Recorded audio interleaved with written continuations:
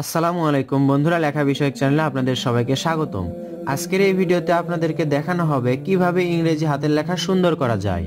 বন্ধুরা, ইংরেজি হাতের লেখা সুন্দর করতে আমাদেরকে তিনটি বিষয় খেয়াল রাখতে হবে। সেটা হচ্ছে লেখার মধ্যে আপার কেস, মিডল কেস এবং লোয়ার কেস। এখানে আপনারা দেখতে পাচ্ছেন দাগগুলো ইংরেজি খাতায় এরকম দাগ থাকে, অর্থাৎ মাঝেরগুলো হচ্ছে মিডল কেস এবং উপরেরটা হচ্ছে আপার কেস, নিচেরটা হচ্ছে লোয়ার কেস। তাহলে আমরা ইংরেজির এই শব্দগুলো যেরকম করে লিখি এর মধ্যে তিনটা কেস থাকে। সেটা হচ্ছে বির এটা উপরে গিয়েছে, এরপর এল এর মাথাটা উপরে, ডির মাথা উপরে, এইচ এর মাথাটা উপরে। তাহলে জির মাথাটা দেখুন নিচেরটা হচ্ছে নিচের দিকে, অর্থাৎ লোয়ার কেস। এগুলোর মধ্যে এই বাংলাদেশের মধ্যে আপার কেস, মিডল কেস এবং লোয়ার কেস তিনটায় আছে। তাহলে আমরা যদি এখানে লিখে দেখাই বাংলাদেশ, তাহলে দেখুন কেমন লেখা হয়। বিটা দেখুন আপার কেসে এইভাবে হবে, বি এ এন। জিটা দেখুন নিচের দিকে, লোয়ার কেসে একেবারে নিচের এই দাগটা বরাবর লেগে যাবে।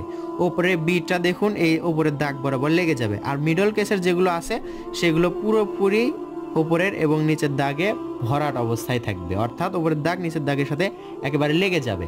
এরপর এলটা উপর দিকে, অর্থাৎ আপার কেস মিডল কেস সহ, L A D E S H, Bangladesh.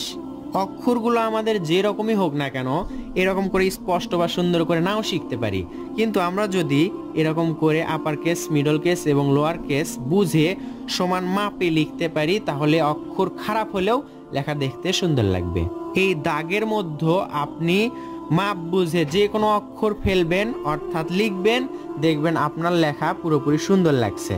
তাহলে আমরা যদি এই দাগে দেখুন, এখানে এটা হচ্ছে মিডল কেসের মধ্যে, আর এই দাগটা দেখুন আপার কেস। এই দাগটা যদি উপরে চলে যেত তাহলে আমাদের অক্ষরগুলো ঠিক থাকতো না। এরকম করে লেখাগুলো আপার কেস, মিডল কেস এবং লোয়ার কেস বুঝে যদি আমরা লিখতে পারি, তাহলে ইংরেজি হাতের লেখা খুব দ্রুত সুন্দর করা সম্ভব। বন্ধুরা, দেখতে পাচ্ছেন আমি একটু বাঁকা করে লিখলাম। সাধারণত খাতায় যেরকম করে মানুষ লেখে সেরকম করে লিখলাম। এই দাগের মধ্যে রাখলাম, অর্থাৎ আপার কেস, মিডল কেস এবং লোয়ার কেসটা ঠিক রেখে।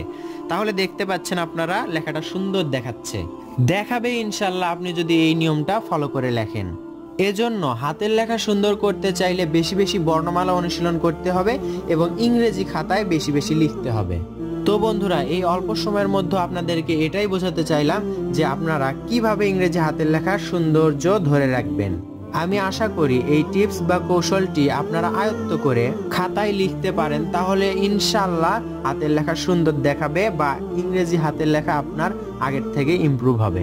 ভিডিওটি অনেক ছোট হতে পারে, কিন্তু কৌশলটি আপনার কাজে দিবে ইনশাল্লাহ। ধন্যবাদ সবাইকে। আসসালামু আলাইকুম।